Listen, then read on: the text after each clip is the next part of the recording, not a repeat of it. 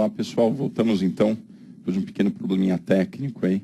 Vamos voltar agora falando da segunda parte da nossa aula de hoje, que é sobre osteoartrose.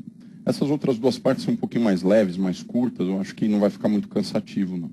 Talvez a gente acabe, provavelmente, no horário previsto. Bom, esses são os tópicos que nós vamos comentar, né, na aula. E, como sempre, eu tenho colocado algumas questões iniciais, né, para a gente já ir pensando nas respostas aí, se possível, ao longo da aula, né? Então, aqui é uma questão que pergunta quais são as articulações que são classicamente ou primariamente acometidas, né, no quadro de artrose primária generalizada, né?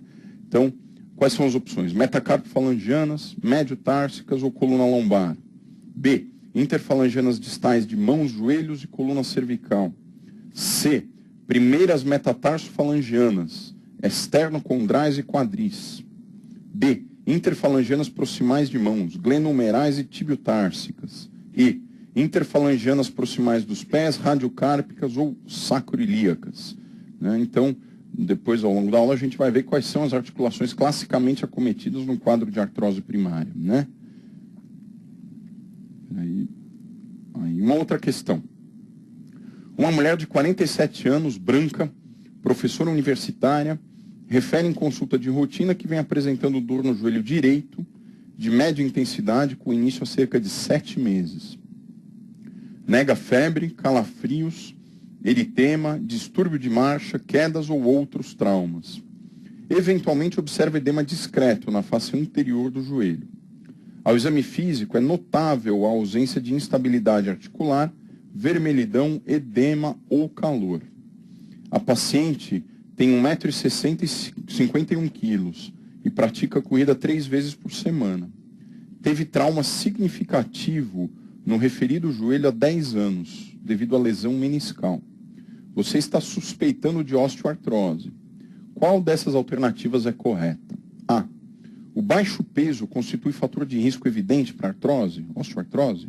B. A ocupação é essencial no desenvolvimento de osteoartrose? C. Atividade física, como a corrida, é um fator de risco considerável para a artrose? D. A dor no joelho é o principal preditor para o desenvolvimento de artrose? E. A raça e o sexo são fatores de proteção relevantes de artrose? Então, vamos ver aí se ao longo da aula a gente consegue responder a essas perguntas. Então, quando a gente fala de osteoartrose, né, a primeira coisa que vem à cabeça da gente é que a gente deve considerar ela como uma doença essencialmente degenerativa da cartilagem articular. Quer dizer, ela não é uma doença primariamente inflamatória, né, como a gente tem na artrite reumatoide, no lúpus, ou na gota e assim por diante. Uma doença a priori de cunho degenerativo. Né? E é extremamente comum, né? Ela representa no ambulatório do reumatologista, no consultório, aproximadamente um total, faz 1/3 do total das consultas do reumatologista, né? E tem uma incidência, ou melhor, uma prevalência, né, na população muito grande, que chega até 20% em determinadas faixas etárias, né? As faixas etárias geralmente mais avançadas, né? Como se caracteriza? Geralmente é um quadro articular de dor mecânica, quer dizer, uma dor que piora o esforço e melhora o repouso. A gente tem um pouquinho de rigidez matinal, que tende a ser autolimitada, não é uma rigidez matinal prolongada, como a gente vê na artrite reumatoide, por exemplo, que dura 1 hora, tá? Geralmente é uma rigidez mais fugaz. A gente sente e palpa no exame físico muita crepitação articular, né, além da conta, né, porque toda articulação pode ter algum nível de crepitação leve, mas na artrose isso é mais exacerbado. Né? Ao longo do tempo começa a se instituir uma redução da amplitude de movimento, pela perda progressiva do espaço articular, como nós vamos ver. Né? E a gente tem poucas alterações inflamatórias relativamente. Eu digo relativamente porque existem momentos ao longo da evolução crônica da artrose onde você pode ter uma exacerbação inflamatória. E como a gente vai ver também, existe a participação de fenômenos inflamatórios na patogênese da artrose. Então, não é uma doença meramente degenerativa. Ela tem um componente inflamatório, sim, né? Mas clinicamente, às vezes, essa inflamação não é tão evidentemente detectável, vamos dizer assim. E aqui uma coisa que a gente precisa lembrar, né? Quais são os sítios mais frequentes de osteoartrose? E aqui eu estou falando da osteoartrose primária, né? Que é aquela artrose que não tem uma doença de base por trás dela, que é uma artrose por si só, né? Então, quais são esses sítios? Lembrar sempre das mãos, né? Todo mundo aqui já viu pacientes ou pessoas com artrose de mãos, né? E nas mãos, quais são as articulações principalmente acometidas? As interfalangianas distais, embora as proximais também possam ser acometidas, como nós vamos ver, e a primeira articulação carpo-metacarpiana, quer dizer, a articulação da base do polegar, que leva a um quadro que nós chamamos de risartrose, ou seja, artrose da raiz do polegar. Joelhos, extremamente comum, extremamente frequente na população. Quadris, as articulações coxo-femorais, né? As articulações da coluna vertebral, tanto as articulações intervertebrais quanto as interfacetárias, né, aquelas mais posteriores, são sítios frequentes de artrose. A primeira articulação metatarsofalangiana, que é a articulação da base do hálux, né? Isso por quê? Por conta de uma sobrecarga, né, que a gente tem ao longo de toda a vida. Essa articulação muitas vezes acaba desenvolvendo alterações degenerativas importantes. E também as articulações acromioclaviculares aqui nos ombros, né? Elas também podem ser sítio de desenvolvimento primário de osteoartrose. Do ponto de vista epidemiológico, a osteoartrose ela é predominante em mulheres, né? A gente tem um predomínio aí de 2 a 3 para cada homem, mais ou menos. E ela é mais comum a partir dos 60 anos de idade, né? Ou seja, a incidência aumenta com a idade, né? E a partir da 7ª década de vida, algum grau de osteoartrose a gente vai ver em 80% da população acima da 7ª década de vida, né? Algum grau, não estou dizendo que seja um grau assim, clinicamente relevante, mas ela é muito frequente com o envelhecimento. Não que o envelhecimento seja um fator absolutamente necessário, né? Mas a gente sabe que essas alterações degenerativas geralmente acabam se instalando com a idade. Uma doença de evolução extremamente crônica, que às vezes, para atingir algum grau de limitação articular ou de deformidade, às vezes leva décadas, né? Lenta e sem sintomas sistêmicos, né? Quer dizer, não é uma doença onde você espera encontrar sintomas constitucionais, febre, perda de peso. Geralmente não há esse tipo de envolvimento. E a principal causa de indicação de artroplastia de joelho e quadril, né?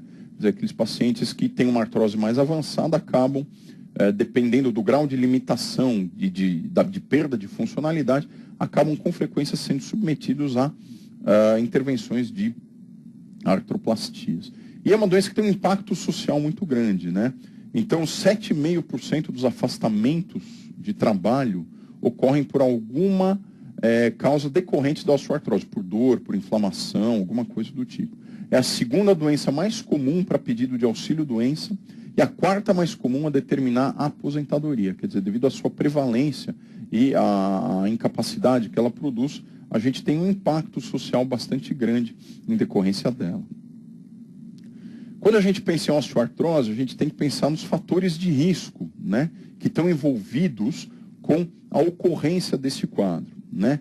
Então, a gente, em primeiro lugar, tem que sempre se lembrar da obesidade como um fator de risco, francamente, principalmente para a artrose de joelhos, né?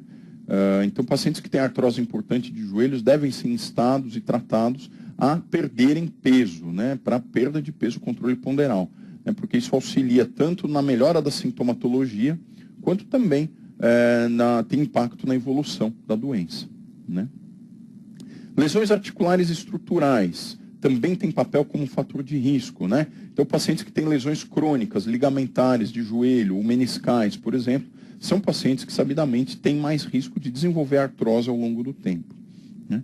Pacientes com deformidades articulares congênitas ou adquiridas, né? Por exemplo, displasia acetabular, valgismo, varismo de joelhos, né? Isso pode, sim, predispor à ocorrência de artrose. Fatores ocupacionais, e dentre eles principalmente os esportes, né? A prática de esportes de alta intensidade predispõe, por exemplo, a artrose de joelho, como nos jogadores de vôlei, corredores, você tem uma incidência maior ao longo do tempo de artrose.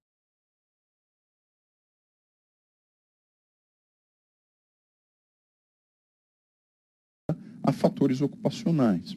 Fatores hormonais provavelmente também estão associados, né, porque a gente tem um pouquinho de predomínio no sexo feminino, então talvez haja uma predisposição ligada a fatores hormonais.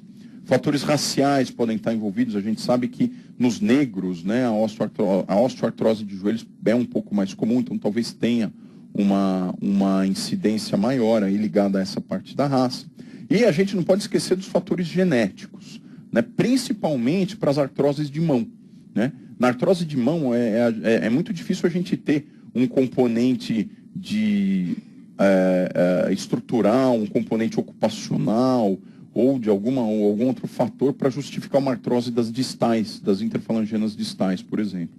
Né? Mas aí a gente vê que a parte genética tem uma influência muito grande. É muito comum a gente ver pacientes com artrose avançada de mãos com histórico familiar importante da doença. E, por fim, as causas secundárias. Né? Quer dizer, nós podemos ter o desenvolvimento de osteoartrose secundariamente alguma causa de base. E quais seriam as causas mais importantes que a gente tem que considerar como causas para a artrose secundária? Nós podemos ter causas locais naquela articulação ou mesmo doenças sistêmico-metabólicas que podem induzir uma artrose generalizada secundária. Então, por exemplo, nos quadros locais, né, por exemplo, um joelho, o paciente faz uma artrose de joelho, o que ele pode ter ali que pode predispor a essa artrose? Uma lesão intraarticular crônica, como eu comentei, uma lesão ligamentar, meniscal, enfim. Osteonecrose. O que é osteonecrose? É um quadro avascular que ocorre na extremidade de ossos longos. Né? Por exemplo, um dos quadros mais comuns dessa natureza são as osteonecroses de cabeça de fêmur. Né? Por alguma razão, o paciente faz uma necrose asséptica da cabeça do fêmur e isso é um fator local que pode levar a uma artrose secundária do quadril com bastante frequência. Né? Às vezes ele pode ter um infarto, por exemplo, do côndilo femoral, de um dos côndilos do fêmur. Isso pode também predispor a uma artrose de joelho naquele compartimento. Né? Patologias inflamatórias, tanto por cristais quanto autoimunes. Né? Então, por exemplo, o paciente que tem artrite reumatoide, ele pode, por evolução crônica da doença, desenvolver uma artrose secundária de joelho, por exemplo. Né? Pacientes com espondilite anquilosante, como nós vamos comentar em outro momento, eles podem fazer uma artrose secundária de quadril com bastante frequência. Né? Então, por cristais, por exemplo, pacientes com gota maltratada, com crises repetidas de gota, podem fazer artroses secundárias de cotovelo, punhos, de mãos, enfim. E aí, geralmente, as articulações podem começar a ser mais bizarras, no sentido de que não são aquelas articulações que a gente vê na osteoartrose primária. Então, o cara começa a ter artrose de glenomeral, artrose de punho e assim por diante. Pioartrites, né? A gente não pode esquecer do que a gente acabou de ver na aula anterior, né? Que eu comentei com vocês que as pioartrites não tratadas adequadamente podem evoluir para algum grau de lesão articular.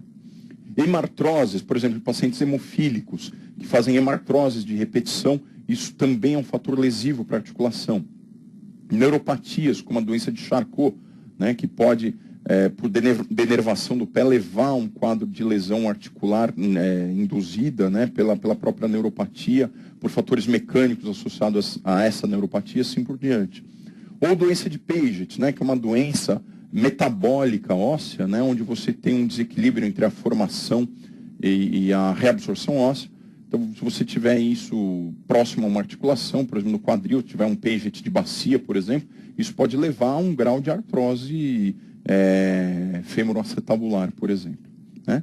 E existem causas sistêmicas, né? Doenças metabólicas que muitas vezes a gente deve afastar em pacientes jovens que chegam lá no consultório com 40, 50 anos de idade, com uma poliartrose já instituída, né? Então, é sempre bom a gente investigar se há alguma doença metabólica que possa predispor ao quadro. Então, por exemplo, hemocromatose, que é uma doença de depósito de ferro, né? Isso pode ser lesivo para a articulação e causar artrose principalmente de mãos, por exemplo, mas também de joelhos e outras articulações.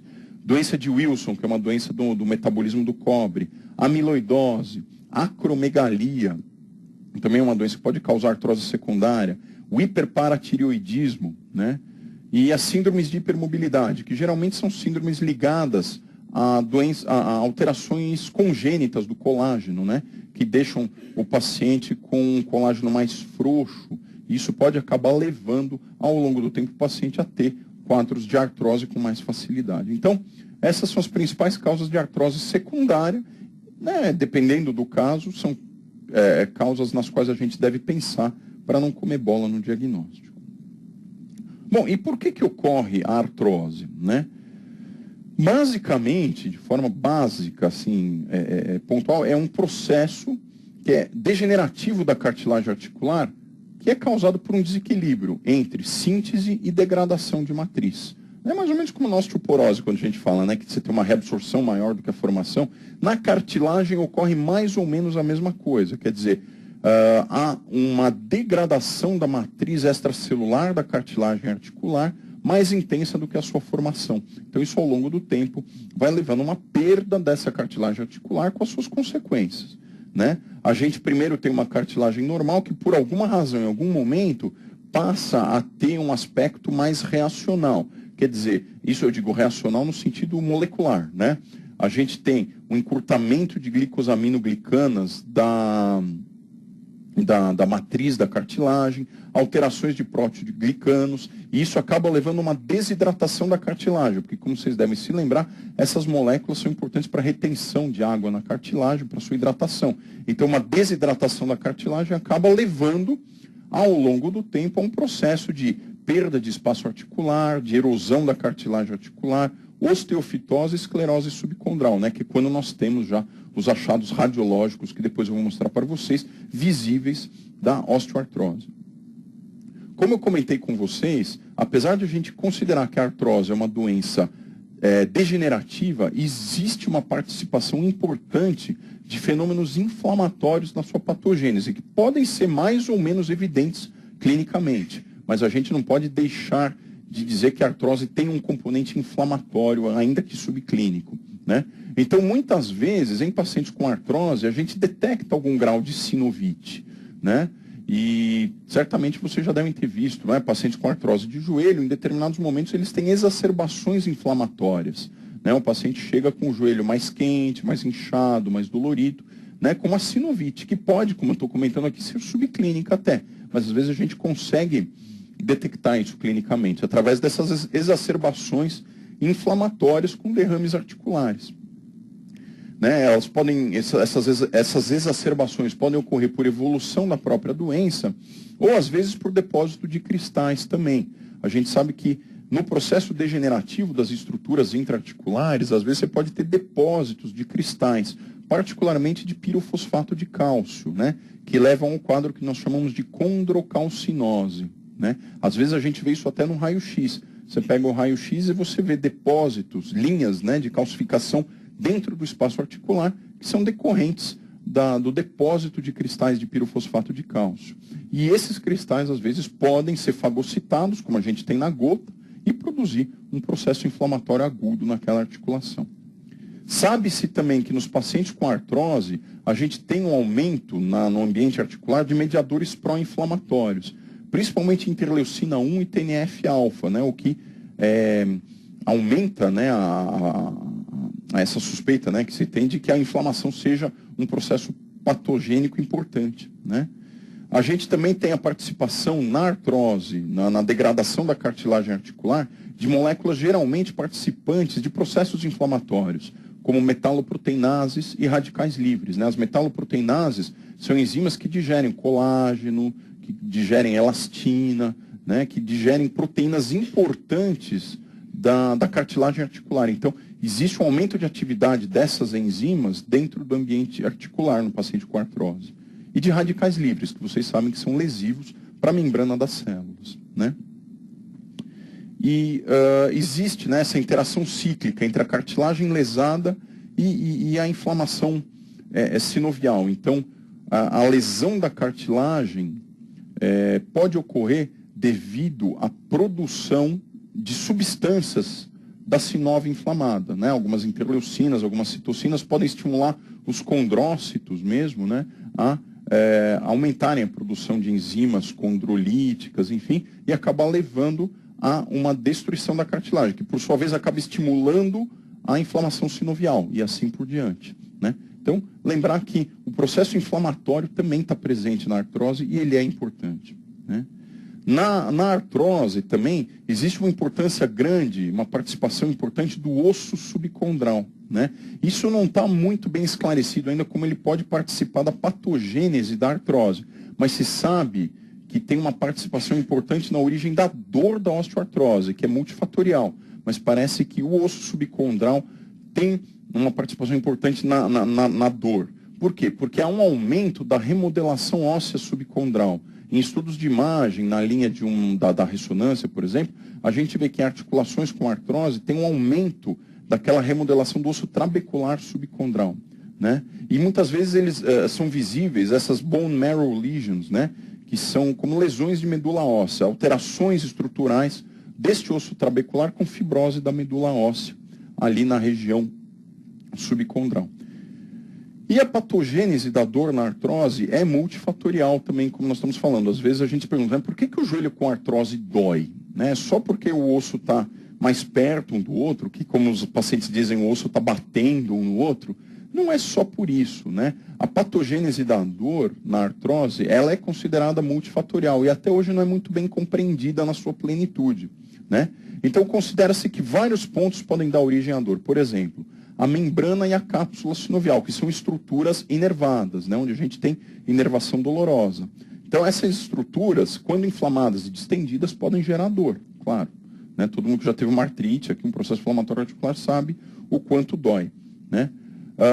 O periósteo do osso, principalmente, ele é inervado também, do ponto de vista somático. Né? Então, você pode ter uma dor na articulação de origem por terminações nervosas do periósteo, porque sabe que a cartilagem não é inervada, né?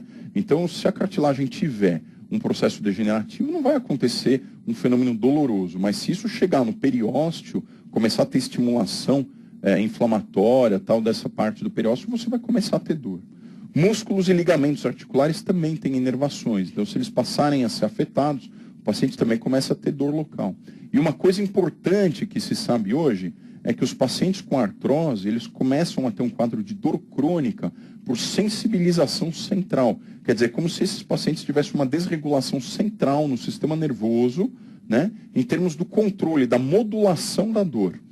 Né, mais ou menos o que ocorre na fibromialgia, vamos dizer assim. Né? E aí você começa a ter uma sensação local ali de dor, mesmo na ausência de um estímulo nociceptivo muito intenso. Né? Então hoje já se sabe que isso acontece. Se sabe também que acontece um crescimento vascular e neural na junção osteocondral, ali onde a cartilagem se junta com o osso, com participação dessa molécula que se chama fator de crescimento neural. Né? Então esse crescimento neural ali pode também gerar dor, né? Um crescimento neural que habitualmente não tem, e aí a formação desse crescimento neural nessa junção pode estimular a sensação dolorosa. E como todos vocês sabem, fatores psicossociais podem influenciar na dor. Né? A gente sabe o quanto questões psíquicas, sociais, de trabalho, tal, podem influenciar na gênese da dor, e na artrose isso não é diferente. Bom, como é que a artrose se manifesta clinicamente? Como eu já falei, uma dor articular mecânica e geralmente protocinética. O que quer dizer isso? É uma dor que é mais intensa no início do movimento e que depois ela dá uma acomodada. Então é muito comum um paciente com artrose de joelho, por exemplo, se queixar de que tem muita dor quando levanta da cadeira e dá alguns passos, dói, depois a dor continua, mas é mais suportável. Então ela tem um predomínio protocinético, geralmente. Ao longo do tempo, esse paciente, obviamente, vai apresentando uma limitação articular progressiva, porque, como nós vamos ver, vai havendo uma perda do espaço articular, com deformidades, muitas vezes, né? Como nódulos de Eberden e Bouchard, depois eu vou demonstrar aqui para vocês. Né? Os nódulos de Eberden, eles são osteófitos que se formam nas interfalangianas distais, e os de Bouchard nas interfalangianas proximais. Deformidades de joelhos são muito comuns também, porque às vezes a artrose, ela não como vocês sabem, no joelho nós temos 3 compartimentos articulares.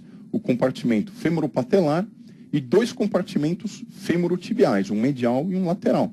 Às vezes, se a gente tem uma perda mais intensa por artrose de espaço num desses espaços, o joelho vai tender a desviar para dentro ou para fora, formando um varismo ou um valgismo. Então, essas deformidades a gente vê com frequência.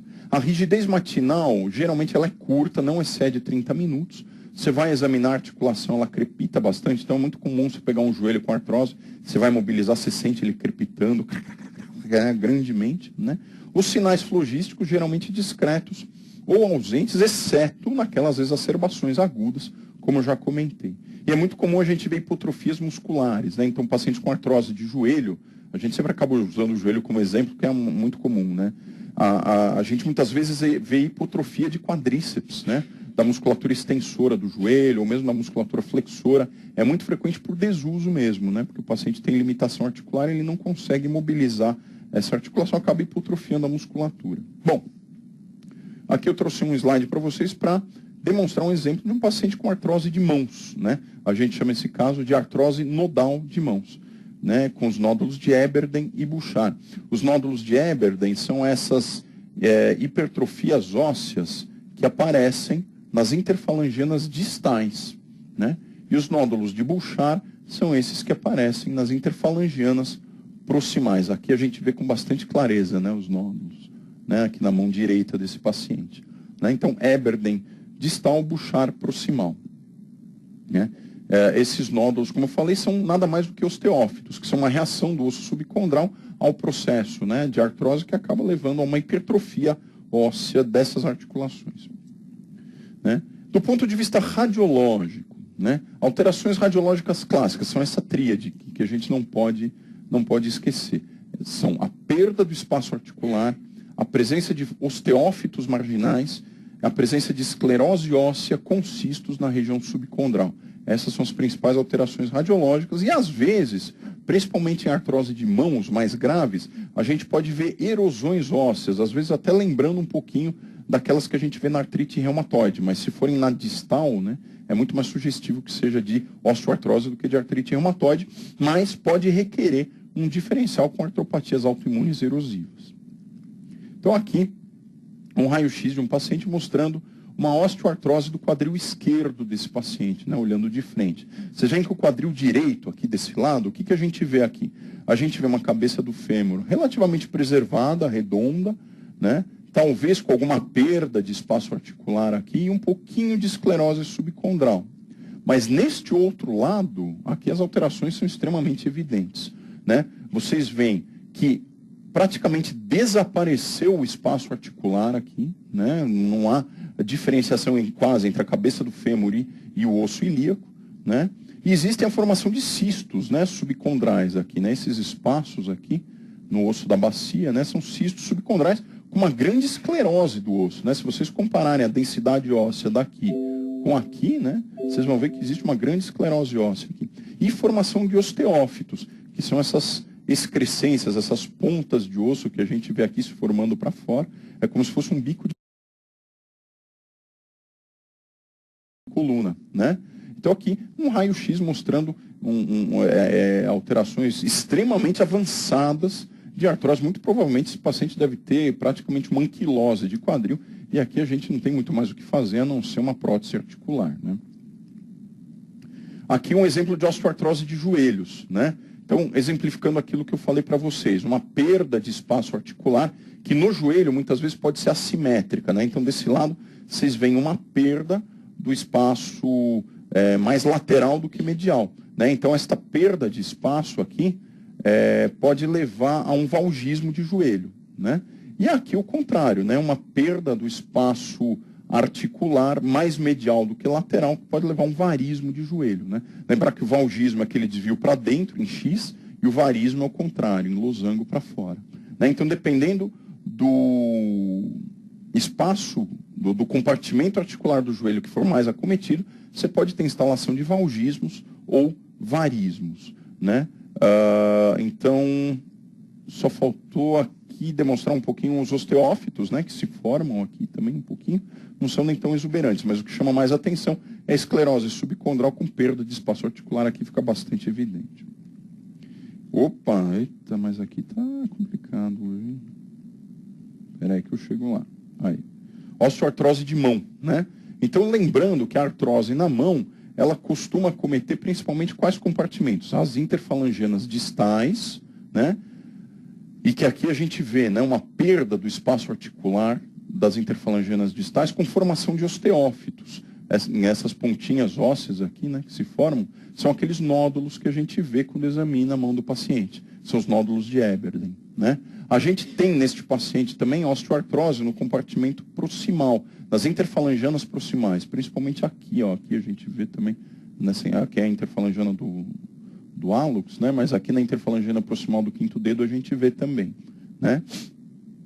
E também, se vocês olharem um pouquinho aqui, esta articulação é a articulação carpo-metacarpiano do primeiro dedo, né? E aqui a gente tem também uma perdazinha de espaço articular com formação de osteófitos. Essa é a chamada risartrose, que eu tinha comentado para vocês, que muitas vezes também é um sítio frequente de artrose primária, tá?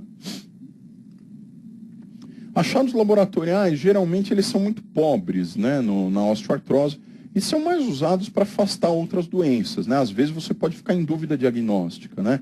Então, numa artrose de mãos mais avançada, com componente inflamatório, você pode achar, poxa, de repente pode ser uma artrite reumatoide, se ela predominar mais nas interfalangenas proximais, enfim. Então, você acaba pedindo, eventualmente, exames para afastar essas possibilidades. As provas inflamatórias são normais ou levemente aumentadas, mas nada assim muito característico. O líquido sinovial tende a ser não inflamatório se você puncionar a articulação fora de um momento de exacerbação. E o fator reumatoide usualmente negativo, né? Eu digo usualmente porque alguns pacientes sem artrite reumatoide, sem doença autoimune, podem ter o fator reumatoide positivo em baixos títulos, o que não é uma coisa patológica e tem que ser apreciada no contexto daquele caso. Bom, o que a gente pode fazer, então, antes de operar um paciente com osteoartrose? A gente procura, como reumatologistas, né, tentar preservar a funcionalidade daquela articulação o máximo possível, né, para você tentar postergar a indicação de uma cirurgia artroplástica, por exemplo, né? Então, do ponto de vista não farmacológico, o que é importante, né? Em primeiro lugar, você tem que conversar bastante com o paciente, né, explicar a origem da doença e os fatores de risco que podem aumentar, né, a intensidade da dor, né, a perda da cartilagem. Então, por exemplo, conscientizá-lo quanto à questão da perda ponderal, isso é muito importante, principalmente para pacientes que têm artrose de joelho e quadril, né? O tratamento fisioterapêutico é extremamente importante, mas é um tratamento fisioterapêutico de longo prazo, né? O ideal é você pedir que o paciente tenha um segmento fisioterapêutico e que frequentemente revise os exercícios que ele está fazendo, visando o quê? Analgesia, principalmente nos momentos de exacerbação clínica, né, de dor mais importante, alongamentos e fortalecimentos musculares. Parece bobagem, mas isso traz um impacto tremendo na qualidade de vida do paciente, na melhora da dor que a artrose causa, né? Então, extremamente importante. Não são 7, 10, 15 sessões de físio. A ideia é que o paciente faça um tratamento prolongado. A terapia ocupacional também entra nesse tratamento, principalmente quando a gente está falando de osteoartrose de mãos, né? Existem profissionais da área de TO que são especializadas na reabilitação e no tratamento de mãos, né? Então, pacientes que têm artrose de mãos com comprometimento funcional, deformidades, a gente pode encaminhar, né, para uma profissional dessa natureza e ela pode fazer orientações em relação à proteção articular e também confeccionar órteses, muitas vezes sob medida. Órteses de repouso, órteses de reposicionamento articular, que vão ajudar esse paciente no seu dia a dia. Tá?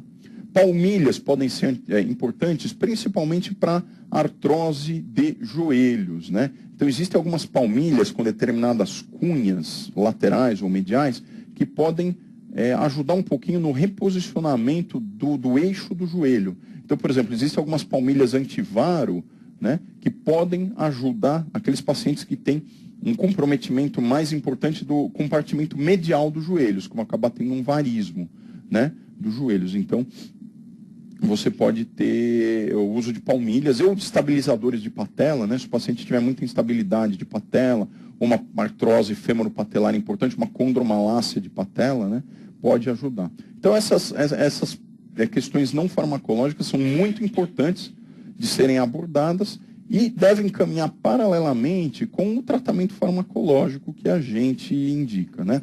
Então, o tratamento primário, né, é o controle da dor, né? E eles adoram perguntar isso em prova, né? Qual é o tratamento inicial que você vai dar para um paciente com quadro de dor no joelho tal, e artrose, né? Geralmente analgesia, né? E o analgésico de escolha tem sido o paracetamol. Não que você não possa usar dipirona, né? Mas a gente recomenda, né, o paracetamol como um analgésico bom, de primeira escolha, em doses altas, até 4 gramas por dia, tá? A dose máxima de paracetamol. Lembrando que acima disso você pode ter hepatotoxicidade, tá? Então, tomar cuidado, né? Às vezes o paciente toma paracetamol junto com compostos que tem paracetamol e codeína, né? Então tem que tomar um certo cuidado para ele não exceder a dose máxima diária. Dipirona, né, pode ser usada também, às vezes até em alternância com o próprio paracetamol. E os opioides, eventualmente, se você achar que o paciente tem momentos de dor mais importante, né, você pode prescrever um opioide, geralmente um opioide fraco, né, na linha da codeína ou eventualmente tramadol, né. Anti-inflamatórios não hormonais também são importantes no controle da dor, da osteoartrose, né? É claro que a gente tem que tomar muito cuidado com o uso crônico de anti-inflamatório por conta dos seus efeitos colaterais, né? Gástricos, cardiovasculares, renais, né? E assim por diante, né? E aqui você pode usar tanto os comuns quanto os COX-2 específicos, que são os coxibes, né? Como o etoricoxib, o celecoxib, né? Que são COX-2 específicos. Às vezes eles gostam de perguntar em prova alguma coisa em relação ao manejo, né, de anti-inflamatório não hormonal na osteoartrose. Eu vou trazer depois uma pergunta para vocês em que eu vou comentar isso um pouquinho melhor, né? Mas geralmente o que eu só quero deixar já observado aqui é que a vantagem que os COX-2 específicos têm em relação aos anti-inflamatórios comuns é em relação à questão gástrica, né? Você tem um maior perfil de segurança gastrointestinal dos COX-2, mas os demais efeitos colaterais são muito... Então, em termos de insuficiência renal, de descompensação de ICC e assim por diante, né? E lembrar que se você der o AS junto com os COX-2, ele perde essa capacidade de proteção entre aspas, né? Desse perfil de segurança gástrica. Quer dizer, você dá AS mais COX-2 é igual a dar um anti-inflamatório comum, tá? Alguns agentes tópicos podem ser usados. Então, géis de anti-inflamatório, né, de diclofenaco, você pode aplicar no joelho, nas mãos. A capsaicina tópica pode ser formulada, né, geralmente concentrações baixas, assim, de 0,0075% para aplicação no local. O problema é que a capsaicina é um derivado da pimenta, né? Então, às vezes, você pode ter irritações locais decorrentes do uso da medicação, mas tem um efeito analgésico interessante.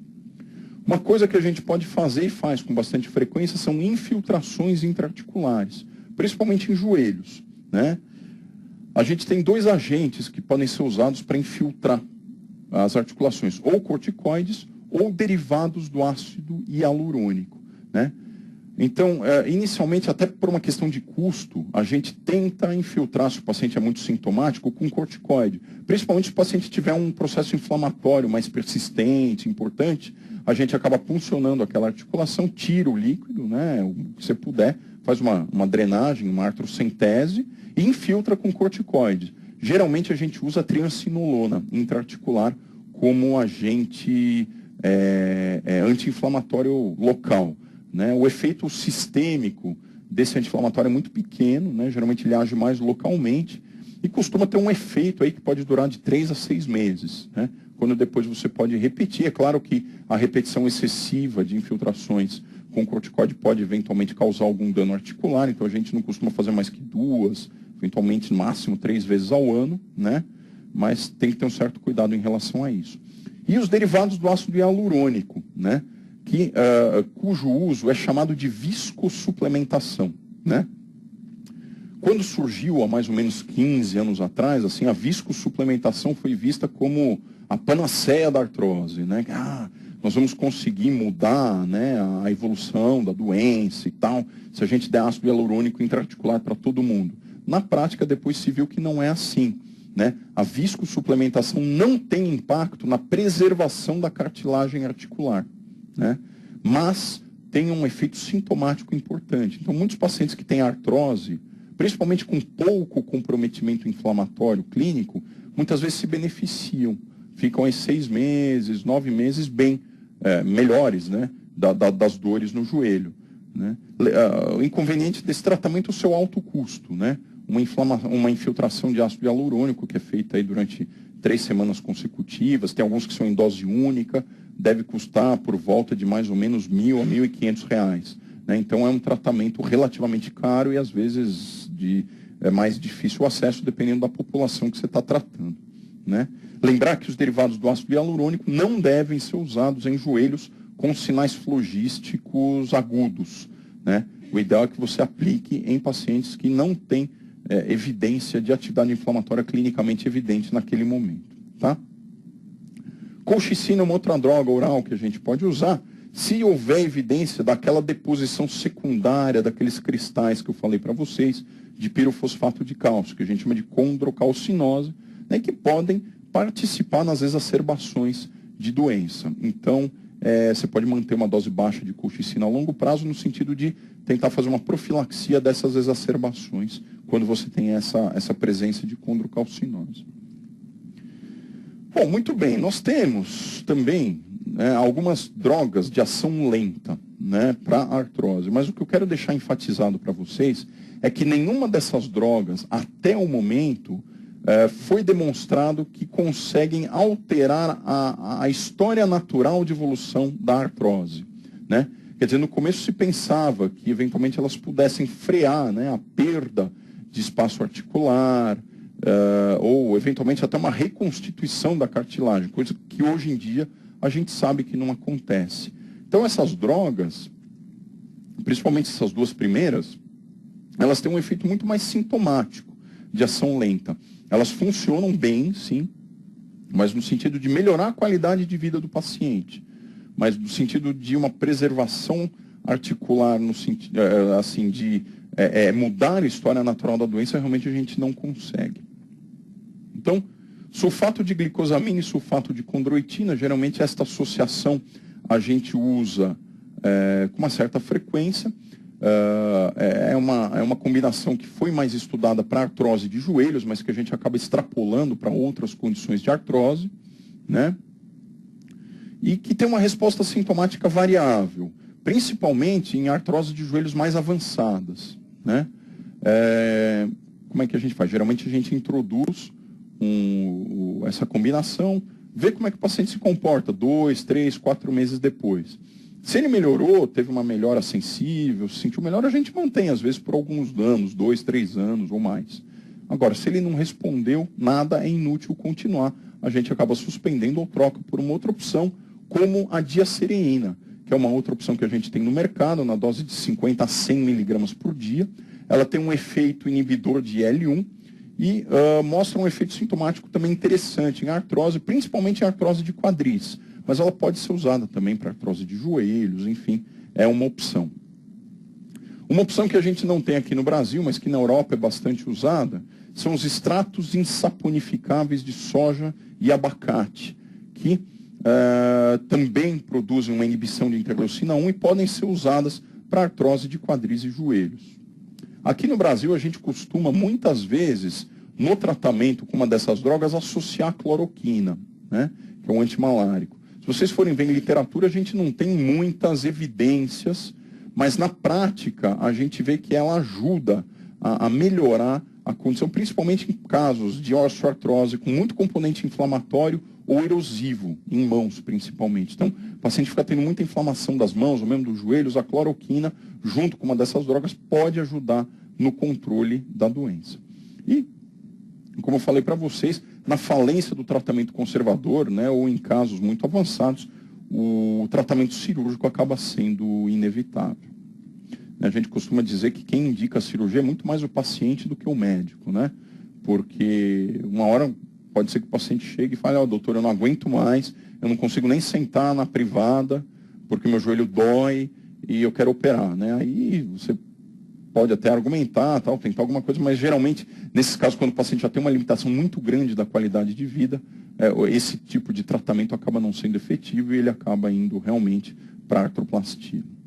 Ou osteotomias, né, para realinhamento também da tíbia, quando você tem muito valgismo, varismo é uma opção, mas geralmente acaba indo para artroplastia mesmo. Como nada disso funciona muito bem, outros alvos têm sido estudados, né, para tratar a osteoartrose, mas ainda sem grande comprovação científica. Então, a gente tem alguns alvos, né, que a gente pode tentar mirar. Por exemplo, a gente viu que a artrose tem um componente inflamatório importante de base. Então, alguns experts ou alguns estudos têm tentado usar o metotrexate naqueles casos onde você tem uma artrose muito inflamatória de mãos, tentando fazer um paralelo com o que ocorre na artrite reumatoide, com resultados ainda meio variáveis. Né? Alguns estudos até estão usando agentes anti-TNF, que a gente usa no tratamento da artrite reumatoide, mas o inconveniente aqui é o altíssimo custo dessas medicações. Né? Alguns estudos têm tentado se focar naquela questão do osso subcondral, né? Como vocês lembram, tem uma reação importante do osso subcondral que pode ter participação na artrose e principalmente na dor. Então, o uso de bifosfonatos como ácido zolendrônico, em alguns estudos, mostraram melhora sintomática nesses pacientes. E teve um estudo que usou ranelato de estrôncio, que é uma droga antirreabsortiva, também usada para tratamento de artrose, ela é antirreabsortiva e formativa, né, de osso, que interrogou aí um possível efeito modificador de doença em pacientes com osteoartrose, né? Mas isso ainda carece de confirmação, tá? Seria a primeira evidência mais cabal, assim, de algum efeito modificador de doença, mas por enquanto ainda estamos aguardando, né? Calcitonina também pode ter algum efeito nisso, mas ela é menos usada. Tem sido desenvolvidos alguns agentes como tanezumab, que ainda não está disponível no mercado, né, que atuam naquele crescimento neural da junção ósseo-condral, que poderiam ajudar no controle da dor desses pacientes, mas também esbarra na questão do alto custo. E também a gente pode atuar naquela questão da dor central, que eu falei para vocês, né, daquela sensibilização central de dor, e um agente que atua bem nisso é a duloxetina, que é um inibidor dual de recaptação de serotonina e noradrenalina, que a gente usa no tratamento da fibromialgia, como nós vamos ver na próxima aula, e que já foi aprovada também para artrose pelo FDA nos Estados Unidos. Então é uma opção também para tratamento da dor. Né? E tem um opioide que não tem disponível no Brasil, que é o tapentadol, que é um opioide com efeito inibidor da recaptação de noradrenalina, que poderia ser interessante também no controle da dor central desses pacientes. Mas, enfim, a gente ainda não tem um tratamento definitivo, estamos longe disso, né, no que tange aí ao controle da doença. Muito bem, vamos terminar então comentando algumas questões sobre o assunto. Rememorando aquelas duas primeiro lá do início da aula, né? Quais são as articulações tipicamente acometidas na artrose primária generalizada? Então vamos relembrar. São as mãos, as interfalangianas distais e proximais em risartrose, joelhos, coluna, quadris, primeira metatarsofalangiana e acromioclavicular, né? Então, se a gente for analisar essas alternativas, a única que contempla, né, articulações dessa natureza é a alternativa B, né? As outras todas falam de algumas articulações que geralmente não são acometidas num quadro primário de artrose, tipo mediotársicas, esternocondrais, glenumerais, radiocárpicas. As sacroiliacas até podem ter, eu nem cheguei a comentar, mas as radiocárpicas não tem. Então, são articulações que, se acometidas, a gente tem que pensar numa causa secundária de artrose. Aquela outra questão, mulher de 47 anos, branca, universitária, refere em consulta de rotina, dor no joelho direito, de média intensidade, há 7 meses. Nega febre, calafrios, eritema, distúrbio de marcha, quedas ou outros traumas. Eventualmente, edema discreto na face anterior do joelho. Ao exame físico, ausência de instabilidade, vermelhidão, edema ou calor. Paciente 1,60 m, 51 kg, é corredora. Teve trauma significativo no referido joelho há 10 anos, com lesão meniscal. Você está suspeitando de osteoartrose. Qual a alternativa correta? A. O baixo peso constitui fator de risco evidente para o A Muito pelo contrário, né? A gente sabe que a osteoartrose é influenciada pela obesidade, aumento de peso, né? B, a ocupação é essencial no desenvolvimento de artrose? De forma nenhuma. Você pode ter artrose de mãos, por exemplo, ou de joelhos, que não tem fatores ocupacionais envolvidos. C, atividade física, como a corrida, é um fator de risco considerável para a artrose. Sim, né, dependendo do grau, do nível de atividade física que você faz, você pode ter, né, um fator de risco aí apreciável. D, a dor no joelho é o principal preditor para desenvolvimento da artrose. Não tem nada a ver, né? A dor no joelho não entra, não tem nenhuma correlação com o desenvolvimento da artrose. E, a raça e o sexo são fatores de proteção relevantes de osteoartrose. Eles podem ter um componente. A gente sabe que a raça negra para artrose de joelhos pode ter mais, o sexo feminino pode ter mais, mas não é um fator de proteção absolutamente relevante, como a gente vê no lúpus, por exemplo, que predomina francamente em mulheres do que em homens, né? Então, aqui no caso, a alternativa correta seria a alternativa C, como nós comentamos. Vamos ver algumas outras questões, só para finalizar. Paciente de 53 anos procura atendimento por dor e aumento do volume articular no joelho direito, com cerca de 6 meses de evolução. A dor ocorre principalmente ao deambular, com alívio parcial ao repouso. Tem história de obesidade e hipotireoidismo. Ao exame, apresenta crepitação e aumento de volume difuso do joelho direito, com derrame discreto, sem outra alteração articular. Considerando a hipótese diagnóstica principal, na análise do líquido, o que é esperado encontrar? A. Viscosidade normal. B. Contagem de polimorfos acima de 50.000. C. Aspecto purulento. D. Glicose abaixo de 20. Ou E. Cristais com birrefringência negativa. Então, assim, qual seria a hipótese diagnóstica mais provável, né? Quer dizer, um paciente obeso com um aumento do volume articular, sem grandes alterações inflamatórias. Provavelmente ele tem uma osteoartrose mesmo, né? Então, se a gente puncionar esse líquido, a gente tende a encontrar um líquido não inflamatório. Como vocês lembram da aula passada, o líquido inflamatório é aquele de baixa celularidade, com uma contagem relativamente baixa de polimorfos nucleares e viscosidade normal, né? Esses outros achados, né, contagem de polimorfos acima de 50.000, aspecto purulento e glicose muito baixa, a gente suspeitaria num quadro de artrite séptica. E não tem nada que aponte para isso. O paciente não tem febre, não tem nada que chame atenção. E cristais com birrefringência negativa faz a gente pensar num diagnóstico de artropatia por ácido úrico, gota, né? E a história também não a história de gota geralmente são aquelas monoartrites agudas, de curta duração, que vão se repetindo ao longo do tempo, não uma artrite ou um quadro de 6 meses de evolução na mesma articulação.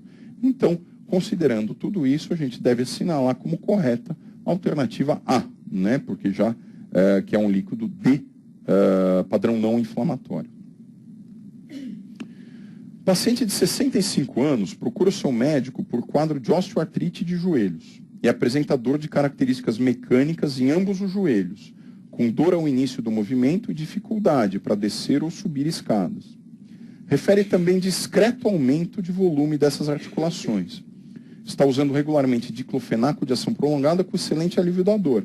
E relata que sem essa medicação não consegue realizar suas atividades de vida diária. De história mórbida pregressa, é hipertenso, em uso de losartana e está com intolerância à glicose, motivo pelo qual foi recomendado diminuir a ingesta de carboidratos. O cardiologista também recomendou que ele utilizasse AS, 100 mg por dia. Teve úlcera duodenal tratada há 5 anos e é tabagista de 20 cigarros ao dia. Sempre foi sedentário. Ao exame físico, PA de 16/10 e MC de 29, mas o restante do exame é normal. No exame dos joelhos, há aumento de volume, discreto derrame, dor e crepitação à mobilização passiva. Tomando por base esses dados, qual das alternativas está correta em relação ao manejo da osteoartrite nesse caso? Então, só lembrando, né, um paciente com sobrepeso, osteoartrite, usuário crônico de anti-inflamatórios, que é hipertenso, tem intolerância à glicose, uma história de úlcera duodenal tratada há 5 anos, tabagista, e agora vai começar a tomar aspirina, né? Então, qual a alternativa correta? A.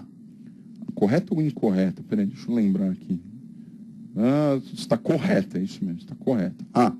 Os principais fatores de risco para o sangramento gastrointestinal por anti-inflamatórios não hormonais nesse paciente são a idade e a história prévia de úlcera péptica.